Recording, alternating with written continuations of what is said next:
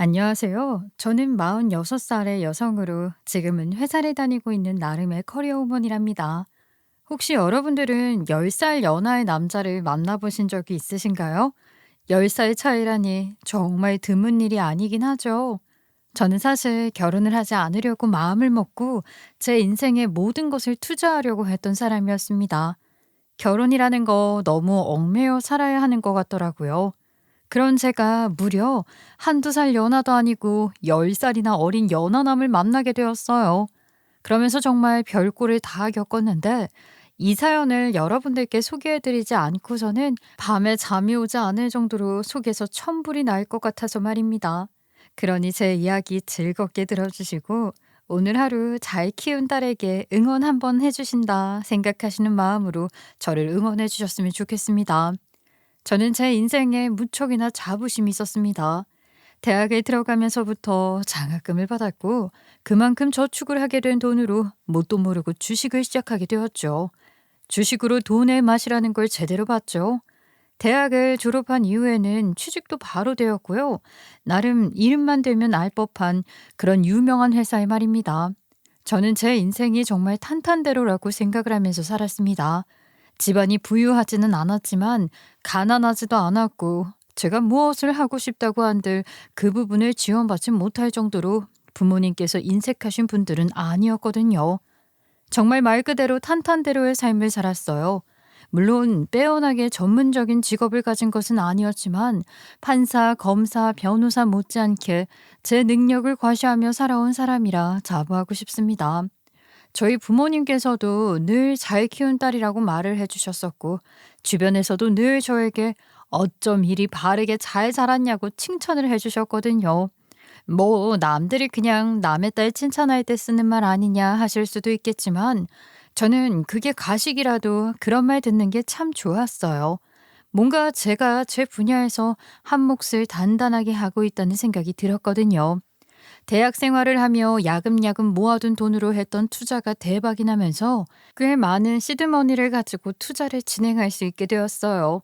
소위 말하는 우량주들의 투자를 하기보다는 미래 전망 사업에 투자를 더 많이 했었죠. 그렇게 회사에 취직을 해서 다니기 시작한 뒤로부터는 제 인생이 너무나도 만족스러웠습니다. 그렇게 돈도 잘 벌겠다, 여유까지 있겠다, 하고 싶은 거 다 하면서 살다 보니까 저도 그런 생각이 문득 들더라고요. 꼭 결혼을 해야 하는 건가? 그래서 저는 그냥 비혼의 삶을 즐기기로 결심했습니다. 제 인생의 목표는 혼자 잘 먹고 잘 살자 이것이었죠. 그래서 월급 받는 건 무조건 저축을 하고 정말 저에게 들어가는 최소한의 비용 빼고는 차곡차곡 모았어요. 주식으로도 이미 여유 자금을 가지고 있었지만 비혼, 비연애를 목표로 하니까 저 스스로를 꾸미는 데 들어가는 비용이 확 줄어들더라고요. 연애 안 할 건데 남자한테 잘 보여서 뭐 하겠어요? 화장품도 덜 사고 옷도 안 사고 하다 보니까 그 비용으로 제 건강을 챙기는 데 더 쓰게 되더라고요. 건강하고 저를 사랑하는 삶이 너무 마음에 들었어요. 거기다가 제 남동생이 결혼을 한 이후부터는 더 확고하게 생각이 들게 되었죠. 결혼 생활하면서 하고 싶은 거 못하고 먹고 싶은 거 못 사 먹으면서 생활비를 나눠 쓰고 아이를 키우는 모습을 보니까 아, 그래. 결혼하면 내 인생이 망가지는 거다 하는 생각을 하게 되었거든요. 뭐 아이들이 예뻐 보인다 한들 조카에게 애정을 쏟아부어주면 되는데 무슨 상관이랴 싶었고요. 동생네 부부가 힘들어하니까 제가 조카에게 선물도 많이 사다 바치고 그랬죠. 아무튼 주변에서 결혼한 커플들이 이혼하는 꼴도 많이 보이고 하니까 비혼주의에 대한 생각이 더욱더 확실하게 들었습니다. 굳이 결혼해서 구렁텅이에 같이 빠질 필요가 있겠나요? 동생네 부부에게 지원도 조금 해줘가며 제 인생 아름답게 가꿨죠. 그렇게 모은 돈으로 무엇을 했느냐? 바로 집을 샀습니다. 아파트요.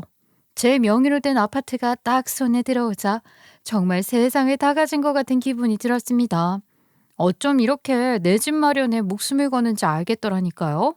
뭔가 안정감이 확 느껴지더라고요. 제 인생에 두 번 다시는 올 수 없을 것 같은 황금의 시기라는 생각이 들었어요. 나이가 40 중반에 들어서면서부터 저희 부모님께서도 제가 확고한 비혼주의란 생각이 들었는지 결혼에 대한 이야기도 전혀 꺼내지 않으셨고요. 매일매일이 너무 여유롭고 평화로웠습니다. 그저 이렇게 일을 마치고 맥주 한잔하면서 혼자 예능 프로그램 보고 깔깔 웃는 게 행복이란 생각이 들더라고요. 우리 부모님 연세가 곧 70을 바라보고 계시니 앞으로 돈 모아서 효도나 실컷 하자 싶었죠. 그러던 도중 저에게도 아주 운명 같은 만남이 이루어지게 되었습니다. 제가 건강 관리에 힘을 쓰고 있었는데 헬스장 가서 운동을 하다 보니까 좀 지겹긴 하더라고요. 뭐 재미난 운동 없을까 하고 알아보다가 탱고 댄스가 너무 재미있어 보이더라고요. 나이대도 제 나이대 사람들이 많다고 해서 부끄러움을 무릅쓰고 탱고 댄스를 배우게 되었는데, 이게 페어라고 해서 남자랑 여자가 한 팀을 이루어서 춤을 추는데 제 짝꿍으로 지정된 사람이 무려 저보다 10살이나 어린 남자이지 않겠어요? 사실 처음에는 미안한 말이지만 저랑 동년배인 줄 알았어요. 스타일이 조금 낡은 느낌이었다고나 할까요? 하지만 그는 따뜻한 미소와 다정한 눈빛을 지닌 사람이었습니다. 처음 만난 자리에서도 불편하지 않게 배려를 해주며 진심으로 다가가는 모습이 인상적인 사람이었어요. 저는 그 따뜻하고 다정한 성격에 금세 마음이 끌리게 되었어요. 참 주책이다 싶을 정도로 말이죠. 사실 같이 춤을 추다 보면 몸끼리 부딪히는 경우가 많은데 아주 매너 있게 저를 대해주는데, 제가 언제 이런 관심과 배려를 받아보았나 하는 생각까지 들더라고요. 저 혹시 누님, 제가 누님이라고 부르는 게 좀 불편하실 수도 있을 것 같은데 그냥 누님 이름인 지연 씨라고 불러도 괜찮겠습니까? 정중하게 물어오는데 그 말투가 참 도발적이더라고요. 10살이나 어린 남자가 남자로 느껴지기나 하겠냐 했었는데 같이 호흡을 맞추며 춤을 춰서 그런 건지 아주 탱고 그 열정처럼 불같은 사랑을 하게 되었어요. 10살이 어린 민수 씨는 저에게 늘 지연 씨, 지연 씨 하며 제 이름을 불러주었지요. 사실 저는 집에서 노처녀인 큰딸 그리고 누나 혹은 고모로밖에 불리질 않았는데 10살이나 어린 남자가 저에게 지연 씨, 지연 씨 하니까 속수무책으로 빠져드는 거 있죠. 제가 나이가 있으니까 회사에서도 사원들이 저를 어려워하곤 했었는데 언제 누가 이렇게 이름을 불러주겠나 싶더라고요. 늦가기에 빠진 사랑은 저를 정말 바보로 만들어버리고 말았죠. 저는 그에게 너무나도 푹 빠지고 말았습니다. 저는 사업을 한다는 예비 남편, 그러니까 민수 씨의 이야기를 들으며 그의 끈기와 열정에 깊은 인상을 받았어요. 그는 단순히 성공적인 사업가가 아니라 진정으로 자신의 꿈을 이루기 위해 노력하는 사람이라고 느껴졌거든요. 예비 남편은 항상 최선을 다해 자신의 일을 수행하며 어려운 상황에서도 결코 포기하지 않는 강한 의지를 가지고 있는 사람으로 보였어요. 탱고 수업이 끝난 다음에 함께 식사를 하거나 커피를 마시며 서로에 대해 더 깊이 알아가는 시간을 보냈습니다. 대화를 통해서 많은 공통점을 발견하게 되었고 자연스럽게 가까워졌거든요. 저는 민수 씨와 함께하는 시간이 점점 더 즐거워졌고 그와의 만남이 기다려졌습니다. 그렇게 저희 두 사람은 서로의 가치를 존중하며 미래를 함께 그려나가기 시작했어요. 저는 민수 씨의 따뜻한 성격과 성실함에 더욱 끌리게 되었고 민수 씨 역시 저의 독립적이고 강인한 면모를 존경하게 되었던 것으로 느껴졌습니다.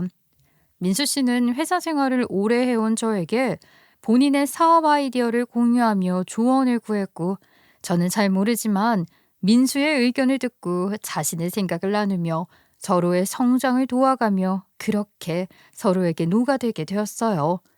민수 씨는 저에게 항상 진심을 다해 대했고 저 역시 민수 씨에게 제 마음을 솔직하게 표현했습니다.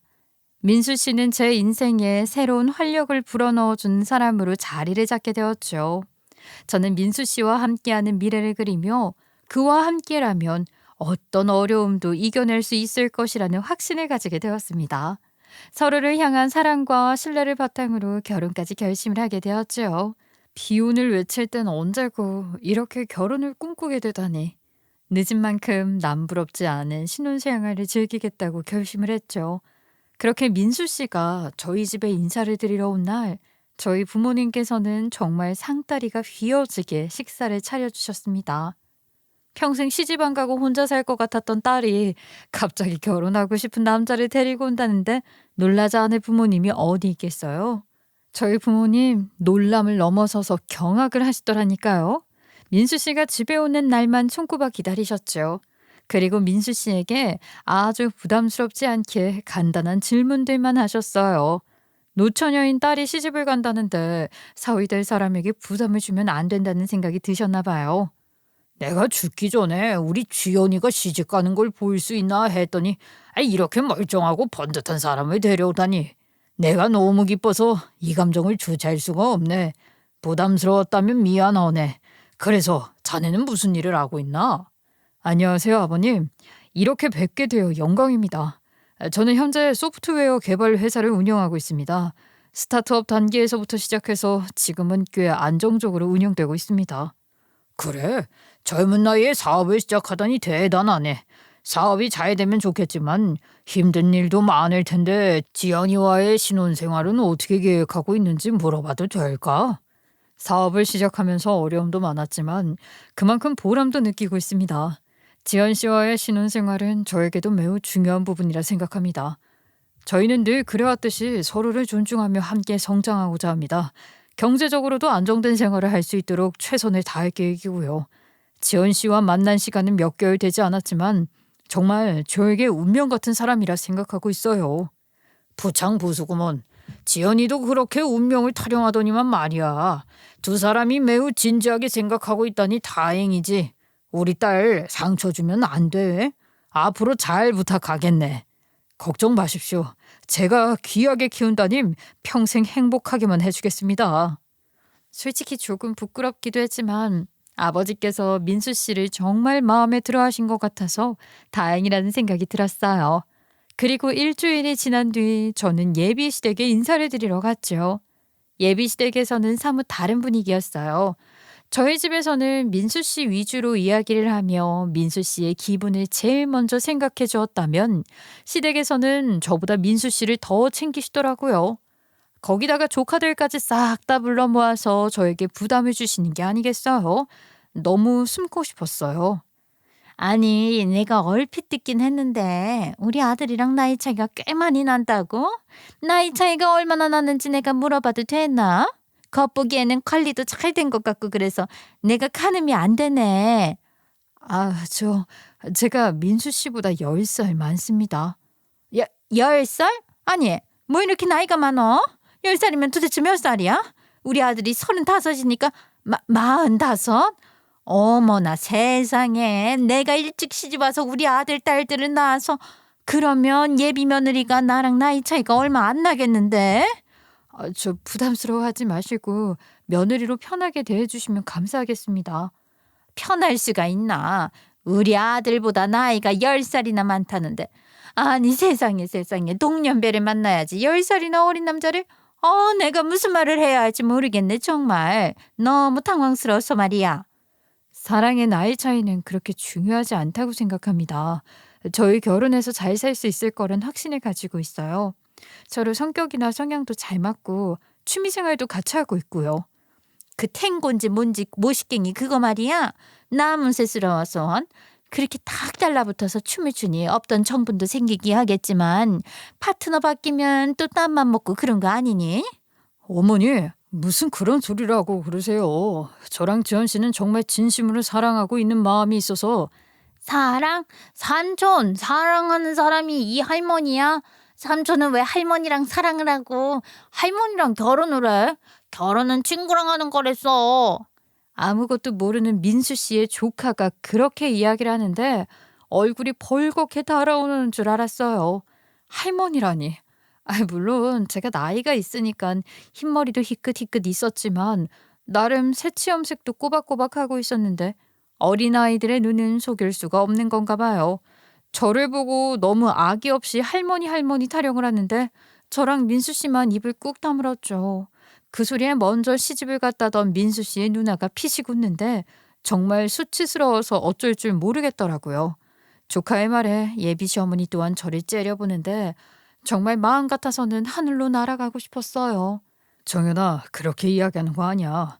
삼촌이 정말 사랑하는 사람이고 결혼은 친구가 아니라 평생을 다 바쳐서 사랑할 수 있는 사람이랑 해야 하는 거야. 사랑의 나이고 외모고 그런 건 아무짝에도 쓸모없는 거라고. 알겠어? 응, 알겠어. 삼촌, 화내지 마. 무서워. 애가 뭐 틀린 말 한 것도 아닌데 그렇게 쥐어잡듯이 이야기를 하고 그러니 애들 눈을 못 속이는 거다. 네 조카가 보기에도 조합이 이상해 보이니까 그런 거 아니겠니? 아유, 어머니, 자꾸 그런 식으로 말씀하시면 저희 정말 상처받아요. 지연 씨 마음이 누구보다 여린 사람이라고요. 사실 저희 두 사람이 결혼을 하겠다는데 가족들 누가 반대를 한들 무슨 의미가 있을까요? 저희 두 사람이 잘 먹고 잘 살면 되는 거죠. 참나, 가족의 축복이 있어야지. 그리고 너희들이 어떻게 가족 도움 없이 잘 먹고 잘 살겠니? 민수 너 모아둔 돈이나 있고 그런 소리를 하는 거야? 둘이 같이 살려면 신혼집도 있어야 할 텐데. 당장 집은 어떻게 하려고? 제가 아파트 한 채를 소유하고 있어요. 민수 씨도 사업을 하고 있으니 아직 안정적이지 않아서 일단 제 집에서 신혼살림을 시작하고 추후에 집을 넓혀가도 괜찮을 것 같아서요. 집이 있다고? 요즘은 나이 50이 넘어도 자기 명의로 된 집 가지는 게 쉬운 게 아닌데. 어머, 대단하네 아가씨. 집을 샀어? 전세도 아니고? 네, 운 좋게 투자를 했던 것들도 슬슬 잘 풀리고 저도 경력이 있고 일을 오래 했다 보니까 모아둔 돈으로 집을 구매하는데 충분하더라고요. 부모님의 도움이 살짝 있긴 했지만 제 명의로 된 제 집이에요. 어머, 그나마 참 다행이네. 에? 그럼 진작에 말해 좀 하지. 내가 나이 많다고 이만큼 무시는 안 했을 거 아니야? 이건 진심으로 말하는 건데 전세도 아니고 자가를 가지고 있다고 하니 정말 대단하네. 우리 아들은 사업한다고 퇴직금까지 다 쏟아부었는데 내가 이러면 또 걱정 좀 덜었지. 우리 아들이 집을 해가야 하나 내가 밤에 잠을 설칠 정도로 걱정이 엄청나게 했거든. 그래도 다행이다. 집이 있어서. 아가씨가 아주 똑 부러지네. 우리 며느리로 합격.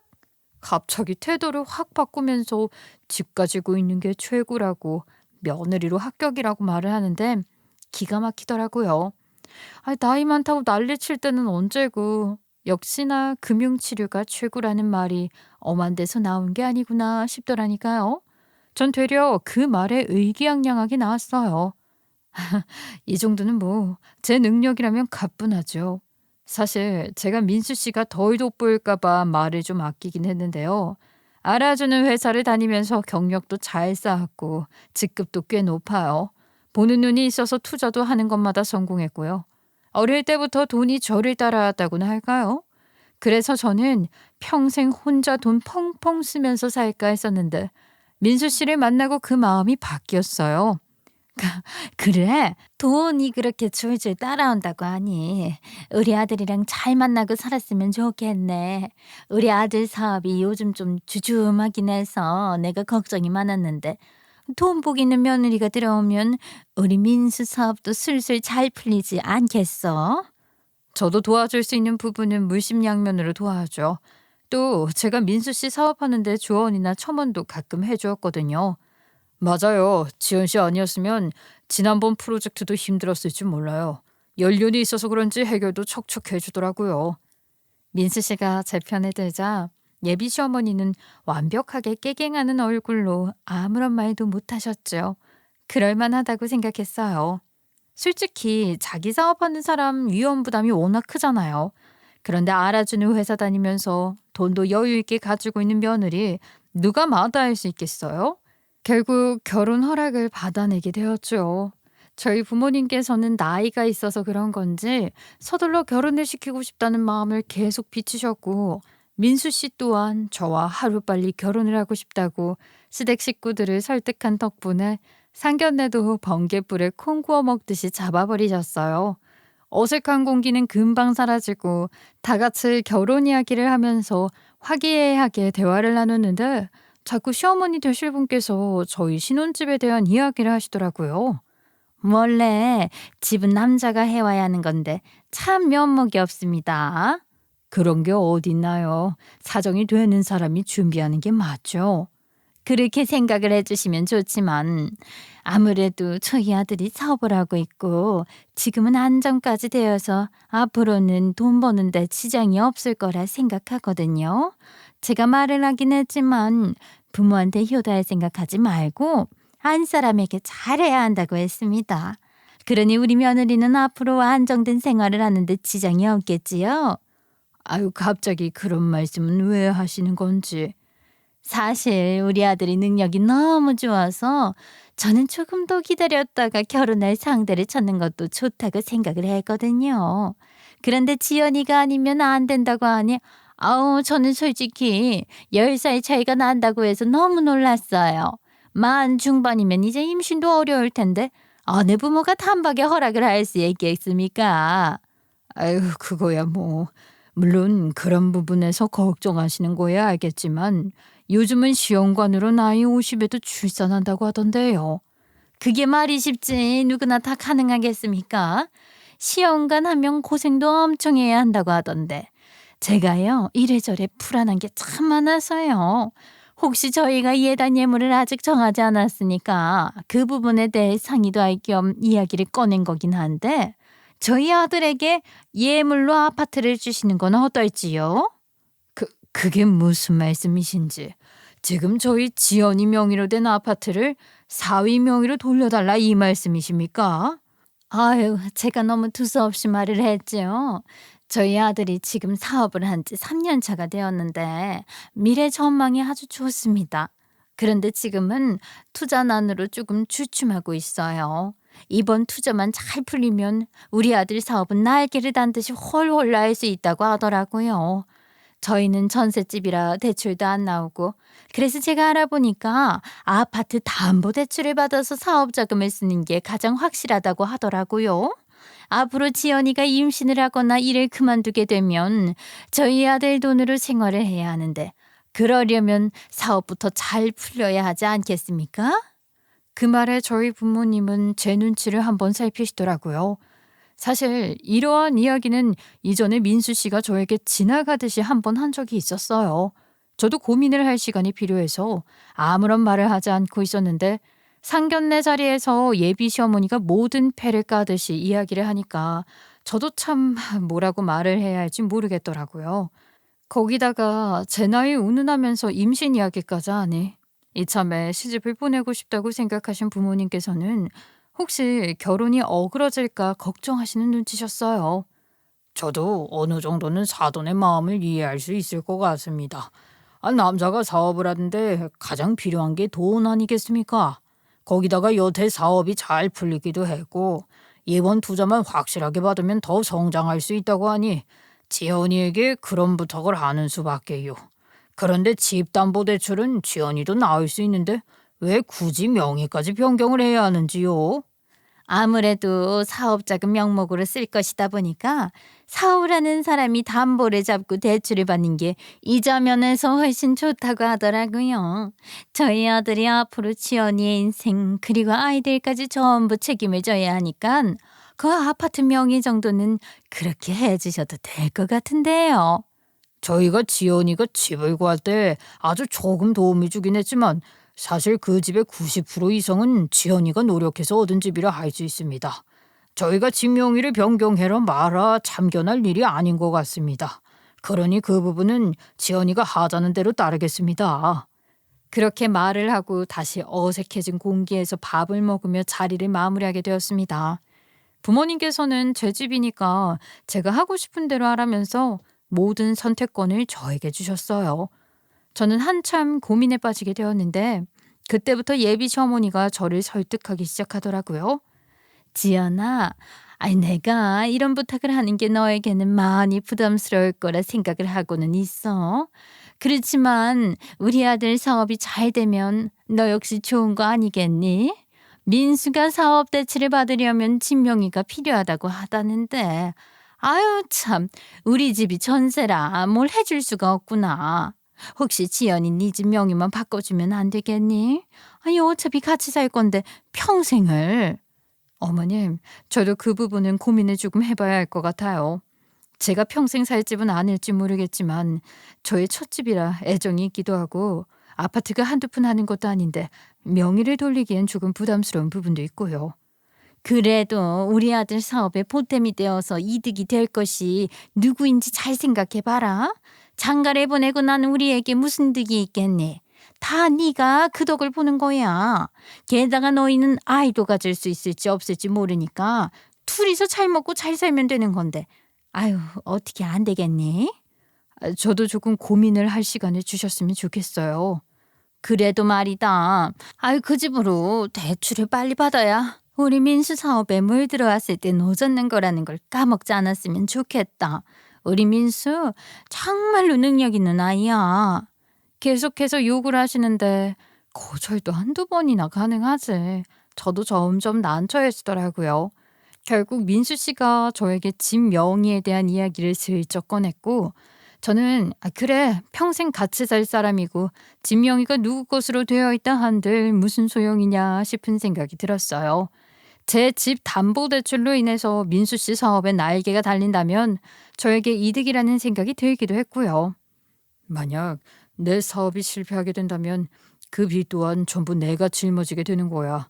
당신에게는 내가 어떻게든 아파트값 갚을 수 있도록 노력할게.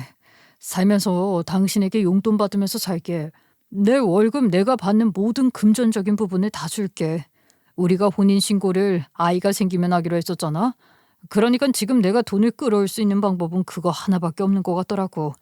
게다가 내 명의로 되어 있으면 당신이 받는 것보다 대출 이자를 조금 줄일 수가 있어. 내 사업이. 민수 씨 역시 발등에 불이 떨어진 건지 저에게 설명을 하나하나 해주기 시작했어요.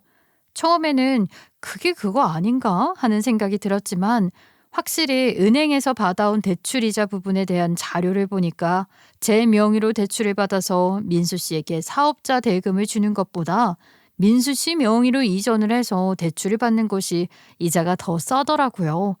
사업자를 가지고 있는 사람이라서 대출 형식이 다른 것이라고 말을 하는데 세상엔 참 많은 금융정책이 있구나 싶었습니다.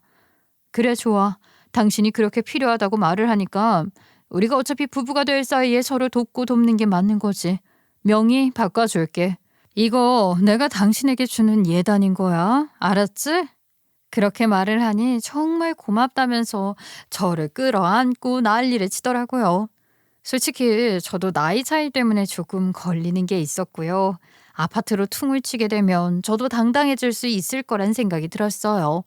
그 이후 민수 씨 역시 그 뒤로 사업이 잘 풀리는지 저에게 몇 번이나 고맙다는 이야기를 했습니다. 하지만 진짜 문제는 지금부터였어요. 집 명의가 민수 씨 이름으로 돌아가게 되니까 예비 시어머니께서 고마운 건 홀라당 까먹고 신혼집 살림에 대해서 하나둘 트집을 잡기 시작하더라고요. 저희 집이 구조가 어떻게 되어 있는지 신혼 살림 준비는 잘 되고 있는지 궁금하다고 집에 방문을 하신 시어머니는 집을 한번 훑어보시더니 약간 불만스러운 말투로 이야기를 하셨어요. 예, 설마 너 처음 자취할 때부터 사용하던 이 침들이며 가구들 전부 쓸 건 아니지? 내가 혹시 몰라서 집 구경 좀 하러 왔더니만 집안꼴이 아주 말이 아니네. 가구들이 낡아도 너무 낡은 거 아니니? 이거 전부 새로 교체할 거지? 쓸만한 것들이 아직 있긴 해서 골라서 결정하려고요. 침대는 바꿔야 할 것 같고요. 예, 침대 하나만 문제겠니? 소파도 다 낡아 빠져서 저기 쿠션 꺼진 것 좀 봐라. 식탁 기둥도 금이 갔고. 내가 하나하나 살펴보니까 문제가 아주 많구먼. 가구도 하나하나 다 교체를 하려고 하면 너무 들어가는 돈이 많아서요. 살다가 천천히 바꿔도 되는 거죠. 당장 바꾼다고 뭐 달라지는 것도 없을 것 같은데. 네가 뭘 몰라서 그래. 사업하는 사람들은 말이야. 집에 언제 손님들이 찾아올지 모르는 거라니까. 갑자기 사원들이 우리 아들 집 가서 한잔 하자 하면 어쩌려고 그러니? 그렇게 대단한 사업을 하고 있는데 집안 꼴이 이러면 누가 투자를 하고 싶고 일을 하고 싶겠니? 안 그래? 게다가 나이 차이도 꽤 많이 나는데 사람들이 더 수근거리지 않겠어. 나이 차이 가지고 뭐라고 말할 사람이 얼마나 되겠어요. 그리고 집에 사람들을 초대를 할 일이 얼마나 있겠어요. 어머님, 그런데 허용 부리겠다고 돈 투자하는 거 저는 별로인 것 같아요. 어머, 얘가 왜 내 말을 안 듣고 그래? 아무튼 나는 가구 싹 다 바꿨으면 좋겠다. 내가 좀 알아보고 말을 해줄 테니까 내 말대로 해. 그렇게 있는 고집 없는 고집 다 부리시더니 자기 할 말만 하고 사라지는 게 아니겠어요? 거기다가 더 기가 막힌 것은 처음에는 결혼할 때 뭐 집만 주면 나머지는 다 해줄 것처럼 설탕 발린 말을 하더니 정작 결혼 준비를 하는 일에는 10,000원 한 장도 쓰지 않는 것이었어요.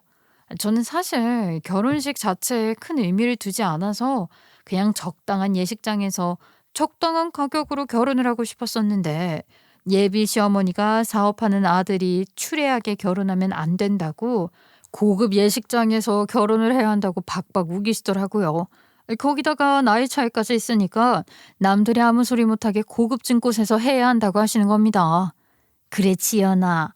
웨딩홀 예약금이랑 예복 비용에 대해서 논의를 좀 했으면 좋겠다고? 예. 근데 내가 요즘 바빠서 그런 거 신경 쓸 겨를이 없다. 나도 친구들한테 우리 아들 결혼 소식 전하러 다니느라 바빠. 아니 그리고 큰 도움을 줄 수는 없을 것 같으니까 네가 알아서 잘했으면 좋겠다. 근데요, 어머님께서 웨딩홀이 작으면 안 된다고 하셔서 저희가 예상했던 금액보다 300만 원이 더 추가될 것 같은데 이 비용은 어떻게 할까요? 어머? 그걸 왜 나한테 물어보니? 너랑 우리 아들이 해야 할 일 아니니?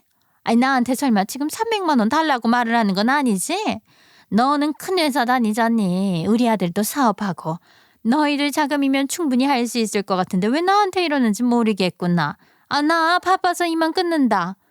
웨딩드레스를 고를 때에도 제가 마음에 드는 예복을 고른 것이니 저보고 알아서 하라고 하고 저는 그냥 모든 비용 부분에 있어서 예비 시어머니가 단돈 10,000원도 보태지 않는 모습에 조금 놀랐어요. 거기다가 예비 시어머니의 친척분들이 충청도에 대부분 뿌리를 트고 살고 계셨는데 그분들이 예식장까지 오려면 버스 대절을 해야 한다고 하면서 그 비용도 보태라고 하시더라고요. 저는 결혼 준비를 하면서 돈 문제에 점점 지쳐가기 시작했습니다. 아니, 결혼 전부터 이렇게 돈 가지고 사람 빈정을 상하게 하는데 결혼을 하면 얼마나 더 상하게 할까 싶어서 걱정이 많았어요. 그러다 결국에는 사건이 빵 터졌죠. 예비 시어머니가 그렇게 노래를 부르던 이태리 가구점에 저를 데려갔기 때문이었습니다. 어머님, 여기는 왜 오라고 하신 거예요? 저희 침대는 이미 골라놨어요. 이제 주문하려고요. 예, 인터넷에서 대충 산 가구를 얼마나 쓸 수 있겠니? 이 정도 안목은 있어야 한다. 너도 이제 사모님 소리 들을 텐데 아무거나 사용해서야 되겠니?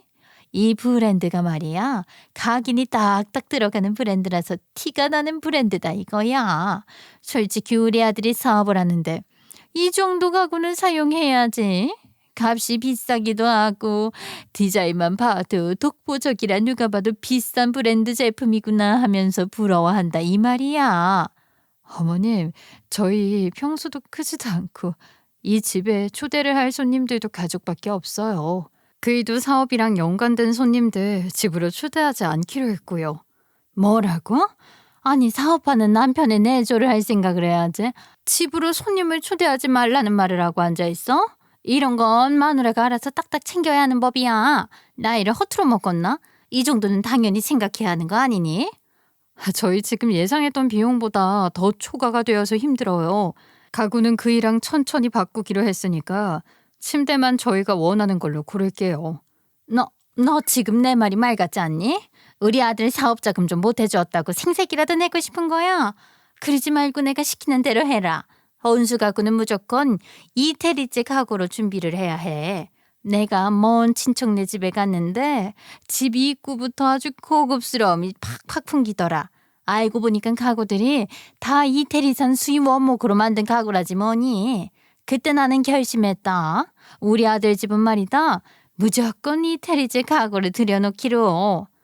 그러면 어머님께서 침대 정도는 사주시는 건가요? 이 브랜드에서요? 제가 고르기만 하면 되는 거예요? 뭐라고? 아니 그건 또 무슨 소리야. 지금 우리 집 가구도 20년 넘게 못 바꾸고 있는데 내가 무슨 돈이 있어서 너희 신혼집에 가구를 사죠? 그럼요, 어머님. 가구는 제가 알아서 할게요. 예, 고집 부리지 말고 계약하고 가 여기서. 여기 침대 말이다. 구매하면 배송받는데 한 달이 넘게 걸려. 그러니까 얼른 계약부터 하고 와. 아이도 가질 수 있을지 없을지 모르는 나이 많은 며느리를 드리는데 이 정도는 내가 요구해도 된다 싶다. 아무리 과한 것 같다고 말을 해도 들어먹지를 않으니 별 수 없었어요. 그렇게 가구를 계약하고 나와서 배가 고프다며 밥을 먹자던 시어머니는 밥값까지도 제 지갑에서 나오길 기다리시더라고요. 어쩜 제가 나이 때문에 마음에 안 든다고 해도 그렇지. 며느리들 아이랑 밥을 먹으면서 밥값 한 번을 안 내는 건지 혀를 내둘렀습니다. 민수 씨와는 문제가 전혀 없었지만 이런 시댁은 사절이라는 생각이 들었어요. 민수 씨는 정말 너무나도 제 운명 같은 사람이었는데 이런 복병이 숨어 있을지 어떻게 알았겠습니까? 그렇게 바쁘게 웨딩 촬영을 하고 식장 준비가 마무리됐고 한 달 정도가 흘렀을 때 예비 시어머니에게서 가구가 도착했냐는 연락이 왔어요. 계약을 한 지도 벌써 시간이 그렇게 흘렀더라고요. 예비 시어머니에게 내일 가구가 도착한다고 말을 했더니 비싼 이태리제 가구가 들어오는데 흠집이 나서는 안 된다면서 배송 오는 걸 지켜봐야겠다고 말씀을 하시는 게 아니겠어요? 저는 당당하게 집으로 오셔라 말을 했습니다. 그리고 다음 날 가구가 배송되는 날이라 민수 씨도 회사에 연차를 내고 같이 집에서 가구가 배송 오길 기다렸죠. 현관문 벨이 울리길래 나가보니까 가구들이 도착을 했더라고요. 민수 씨와 저는 정리를 마치고 예비 시어머니가 집에 도착하기를 기다렸습니다. 오후 5시쯤 되어서 가구들이 전부 배송이 되었냐고 물어보시길래 그렇다고 하니 당장 오시겠다고 하시더라고요. 그렇게 한참을 기다려 예비 시어머니께서 집에 도착하셨죠. 저는 현관문을 아주 활짝 웃으면서 열었습니다. 예비 시어머니가 얼마나 황당을 할지 궁금했거든요. 어머, 거실이 왜 이렇게 휑해? 소파는 아직 도착을 안 한 거야? 아니, 가구들 다 배송 왔다며? 잠깐만, 저 거실에 있는 파라솔은 뭐냐? 편의점을 자랑? 어머님, 아무래도 가구는 저와 민수 씨가 좋아하는 스타일로 꾸미는 게 좋을 것 같아서요. 저희가 데이트를 할 때 편의점에서 캔맥주 마시는 걸 즐겨 했었거든요. 소파가 있어 봐야 잘 사용도 하지 않을 것 같아서 같이 TV 보면서 맥주 마시려고 일부러 편의점 스타일로 거실을 꾸며봤어요. 저기 상판 보이시죠? 저기에는 과자를 넣으려고요. 어때요? 너무 콘셉트 있고 좋죠? 뭐라고?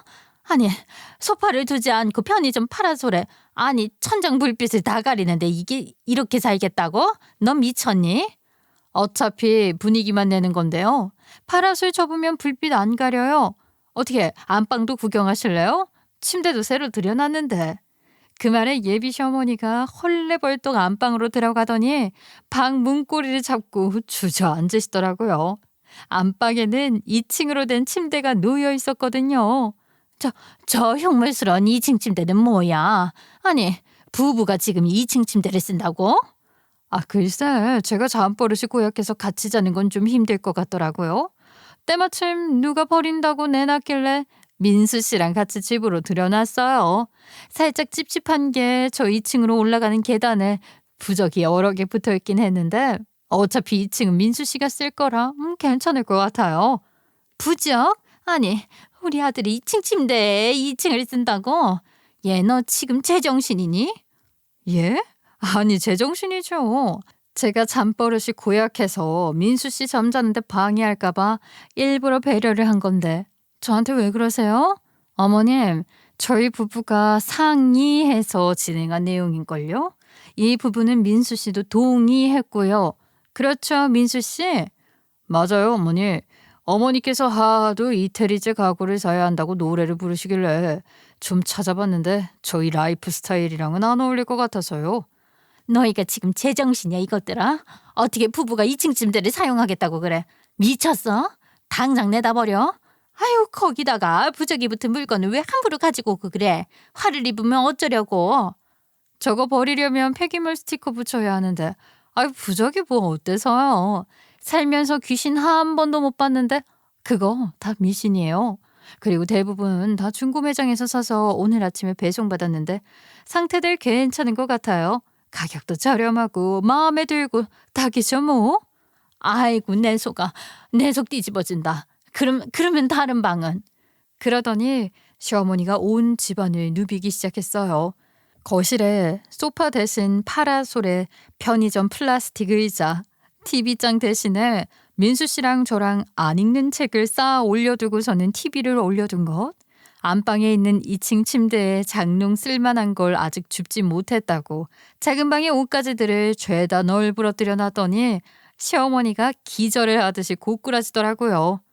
어머님, 살면서 천천히 불편한 게 있으면 채워볼게요. 미니멀리스트라고 아세요? 요즘은 집안에 뭘 그렇게 많이 두고 살지 않는다고 하더라고요. 저희도 그렇게 살아보려고요. 예. 그래도 사람 사는 꼴은 되어야지. 집이 이게 뭐야. 너 이럴 거면 너희 결혼 다 물러 취소해. 어차피 이 집도 우리 아들 집이겠다. 빼먹을 거 다 빼먹었으니까 너네 갈랐어. 나이 많은 것부터 마음에 안 들었어. 우리 아들이 왜 너 같은 늑다리랑 살아야 하니? 네? 이 집이 왜 그 이 집이에요? 제 집인데요? 무슨 소리를 하는 거야? 이 집으로 사업자금 대출 받느라 우리 아들 명의로 돌려주었잖아. 그러니까 우리 아들 집이지? 그거 대출 안 받았어요. 대출 받으려고 했는데 그럴 필요가 없어져서. 명의도 제 명의로 가지고 있었고요. 뭐라고? 대출을 받을 필요가 없었다니. 지은 씨가 저에게 명의 변경을 해주겠다고 하고 나서 바로 투자자가 거액을 투자하기로 했어요. 명의 변경도 대출도 필요가 없어졌고요. 이미 서류는 다 준비해둔 상태여서 고민을 좀 하긴 했지만 제가 굳이 지연 씨 집 명의를 받을 이유가 없는데 받아서 뭐 하겠어요? 아니 우리한테는 대출 받았다고 이야기를 했었잖니. 어머니께서 하도 예단이니 예물이니 뭐니 받아올 거 다 받아야 한다고 사업가 아들 운운하면서 지연이를 못 살게 구니까 차라리 대출을 받았다고 거짓말하자고 제가 먼저 제안했어요. 그렇게 거짓말을 해야 어머니께서 집 명의 바꾼 게 미안해서라도 지연 씨한테 스트레스 안 주실 것 같아서요. 이렇게 이태리째 하고 운운하면서 하나하나 참견할 줄 알았으면 정작 제가 나섰어야 했는데 저희가 오죽하면 집에 파로스를 두고 편의점 의자에 주워온 2층 침대까지 가져다 놨겠어요. 아니 왜 너 엄마한테 소리를 지르고 그러니? 내가 무슨 못할 요구를 한 것도 아닌데.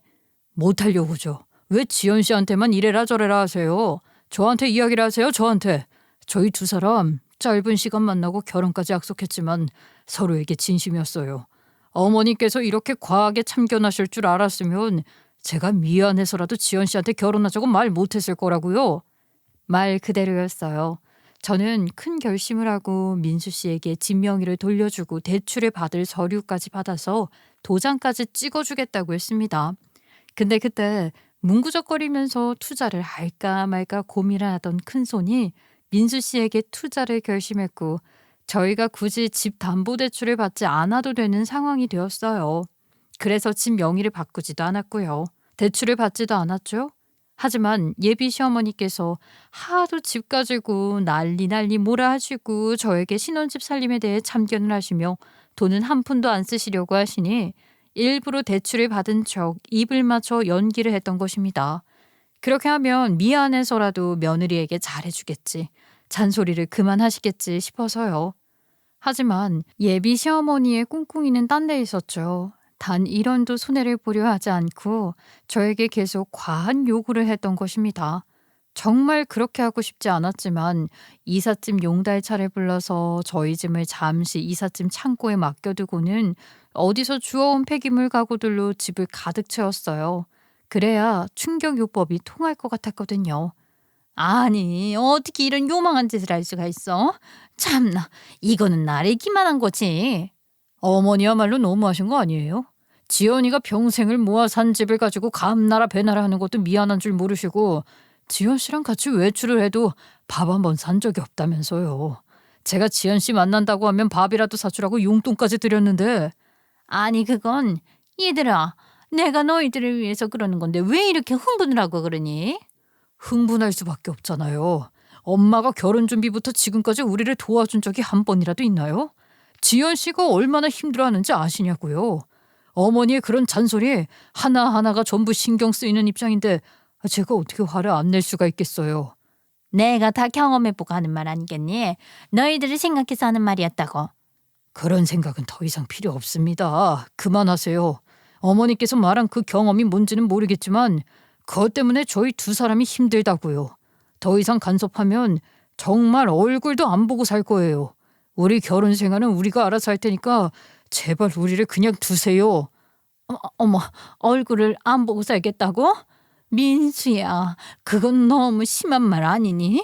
내가 민수 너를 얼마나 생각하는데. 그러니까 상견례 자리에서도 눈 딱 감고 집 명의 바꿔달라고 부탁도 드렸고. 제 생각해 주시는 건 감사하지만 이건 과해요. 그날도 그렇게 이야기를 해서 제가 장인어른 장모님께 얼마나 죄송스러웠는지 아세요? 투자 받게 된 이후에 찾아가서 진심으로 사과드렸습니다. 어머니를 대신해서요. 저는 지연 씨랑 결혼할 거예요. 지연 씨 없으면 안 된다고요. 그러니까 자꾸 이런 식으로 나오시면 어머니와 연애 끊겠어요. 어떻게 우리 아들이 그런 말을 할 수가 있어? 내가 너를 어찌 키웠는데. 이게 다 여자 잘못 만나서 변한 거 아니니? 뭐라고요? 어머니, 정말 실망입니다. 어떻게 모든 걸 다 참아온 지연 씨를 앞에 두고 그런 말씀을 하실 수가 있어요. 됐어요. 이제 그만하세요. 생각해 주신다는 말 이제 그만 듣고 싶어요. 우리 살림은 우리 방식대로 할 거예요. 만약 또 간섭하면 엄마랑은 더 이상 보고 지내지 않을 거예요. 정말이에요. 제발 우리를 내버려 두세요. 찾아오지도 마시고 연락도 마시라고요. 그러더니 예비 시어머니의 팔을 끌고선 현관문 밖으로 내쫓아 버리더라고요. 깜짝 놀랐죠. 이렇게까지 민수 씨가 화를 낼 거란 생각은 못 했거든요. 동시에 아주 든든한 아군이 생긴 기분이 들어서 마음 한구석에 안정감이 생겼어요. 예비 시어머니는 대성통곡을 하며 문 앞에서 한참을 우시더라고요. 아우, 목청이 얼마나 큰지. 집 안까지 소리가 울리는데 참 결국 옆집에서 신고라도 한 것인지 경찰이 와서 예비 시어머니를 데리고 나갔습니다. 그날 이후 정말로 민수 씨는 예비 시댁과 연락을 끊을 것 마냥 행동했어요. 저희 부모님만 찾아뵈면서 말이죠. 저희는 결혼식장도 결국 처음에 저희가 정했던 곳으로 홀을 바꾸게 되었습니다. 같은 식장이지만 층수가 다른 곳이었어요. 청첩장이 이미 나온 뒤라서 정정하는 연락을 하느라 조금 애를 먹긴 했지만 결국 같은 식장에서 하니까 웨딩홀 측에서 변경이 된 홀로 당일에 안내가 갈 수 있게 조치를 취해 주시겠다 하더라고요. 그렇게 점차 자리를 잡는 듯 했습니다. 예비 시어머니의 간섭이 없으니 정말 준비하는 것이 여유롭고 편하더라고요.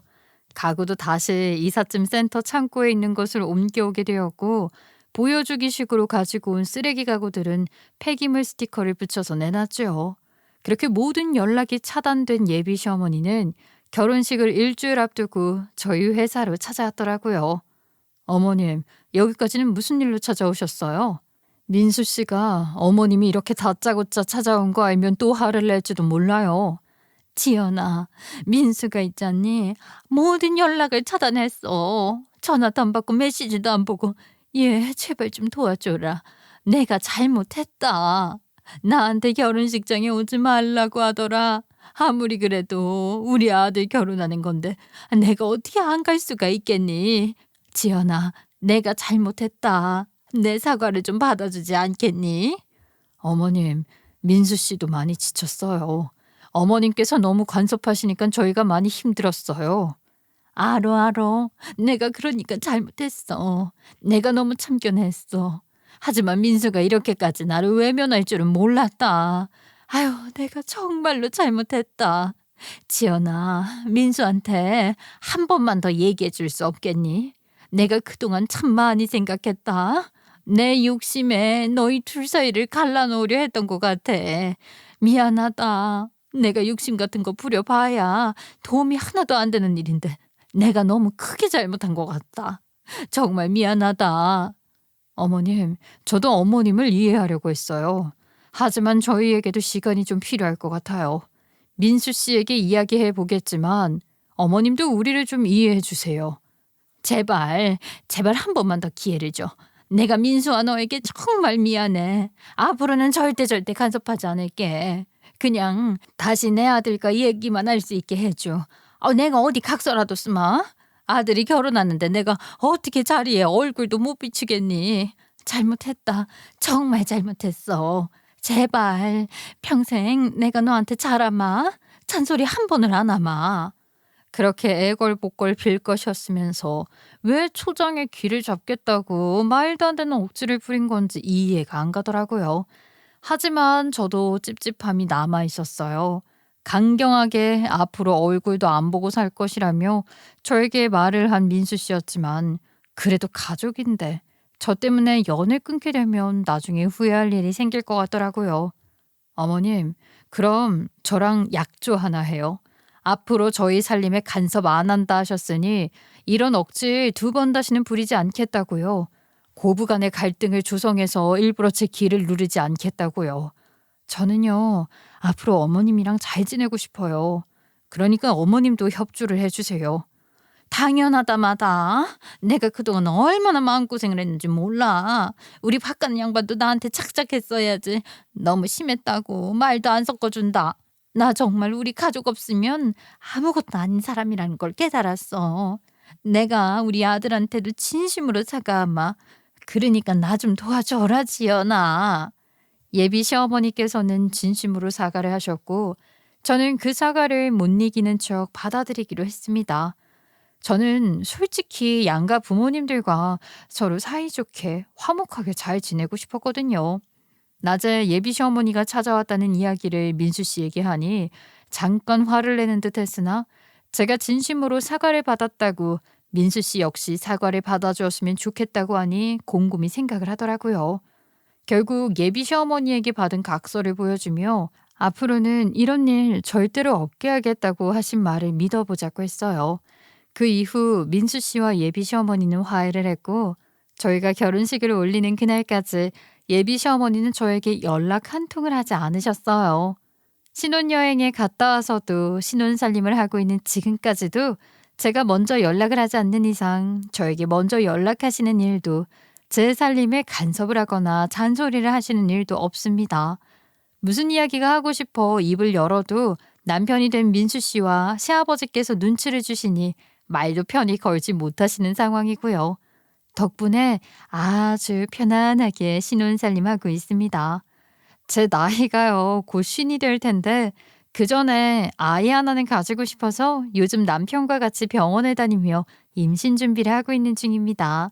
시험관이라는 게 잘 될지 모르겠지만 정말 간절하게 아이를 바라고 있어서 힘 닿는 데까지 노력해 보려고 합니다. 저희 부부에게도 아름다운 축복이 생기길 여러분들께서 같이 기도를 해주셨으면 좋겠습니다. 아이를 낳으면 더 단란하고 화목한 가정이 될 수 있겠죠? 그날이 오길 기다리며 사연을 마치겠습니다. 감사합니다.